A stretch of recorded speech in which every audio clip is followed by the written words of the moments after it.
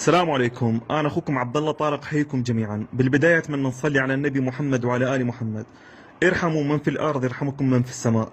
بعد ما وصلتني مناشدة عن قطط داخل المستشفى تصارع الموت وحالتها يرثى لها، والمساكين من دون طعام، اتجهت لمكان المستشفى وأخذت الطعام معي للقطط. ومثل ما تشوفون هنا عشرات القطط تعيش وتبحث عن الطعام داخل حاويات النفايات، وهنا بديت أقدم الطعام للقطط وبدأت تاكل. وللأسف بعض القطط تصارع الموت بسبب عيشها بهذا المكان ولا يوجد طعام يسد حاجتهم بالكامل، وبعض القطط حامل والبعض لديها صغار، وجزء منها يتعرض لحوادث أثناء عبورها الشارع للبحث عن شيء تاكله.